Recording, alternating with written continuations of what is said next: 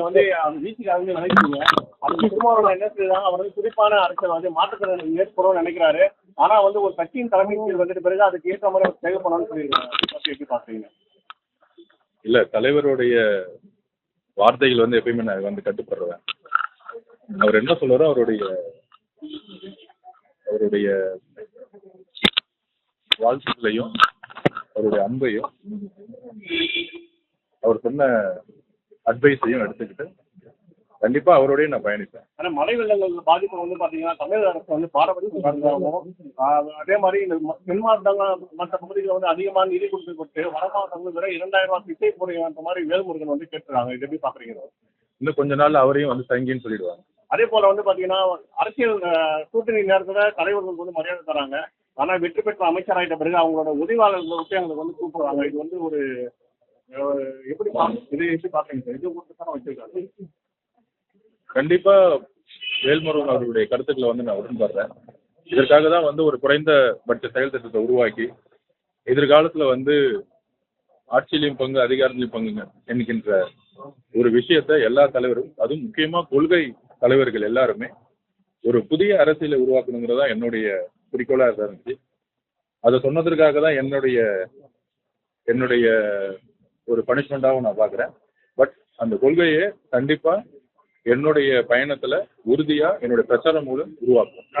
அதிக ஆர்வமா இருக்கிறதாவும் விரைவில் மாற்றத்தை எதிர்பார்க்கிறதாவும் திருமாவளவனுடைய விமர்சனங்கிறது என்னுடைய ஒரு அட்வைஸா தான் நான் பாக்குறேன். நான் அவர்கிட்ட இருந்து நான் நிறைய விஷயங்கள், அதுவும் கல அரசியல வந்து நான் அவர்கிட்ட இருந்து நிறைய கத்துருக்கேன். அவர் எனக்கு எப்பயுமே ஒரு ப்ரொஃபசர், ஒரு ஆசான். அவருடைய எப்பயுமே நான் என்னுடைய லெட்டர்ல குறிப்பிட்ட மாதிரி கொள்கை சார்ந்த அரசியல அவரோட எப்பயுமே என்னுடைய பயணம் இருக்கு.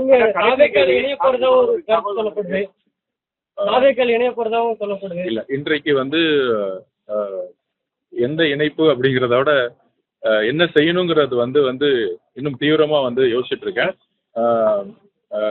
எனக்காக வந்து இந்த 2 வருடம்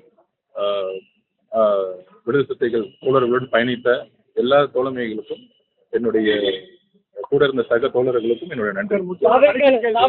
வந்து பாத்தீங்கன்னா நீங்க வந்து பிஜேபியோட பி டீமா செயல்படுறீங்கன்னு சொல்லிட்டு நிறைய இன்னைக்கு வேல்முருகன் பேசியிருக்காரு, அவரும் பி டீம். அது மாதிரி நிறைய பேர் இருக்காங்க. உங்களுக்கு சாம்சங் தொழிலாளர்களுக்காக போராடினா நீங்க வந்து உங்களுக்கு நக்சலைட்னு சொல்லுவாங்க.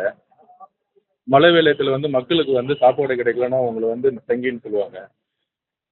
அரசியலுக்கு வந்து பிரச்சார களத்துல இருந்து ஒரு முழு நேர அரசியல்வாதியா வரும்பொழுது என் மீது ஏற்படக்கூடிய சந்தேகங்களுக்கு வந்து கண்டிப்பா என்னுடைய பயணத்துல தான் பதில் சொல்ல முடியும். அது வந்து நம்ம வந்து பெரியார் அவர்கள் மீதும் அம்பேத்கர் அவர்கள் மீதும் பல சந்தேகங்கள் எழுதும்போது அவருடைய வாழ்க்கை பயணத்துல தான் வந்து அதுக்கான பதிலை சொல்ல முடியும்.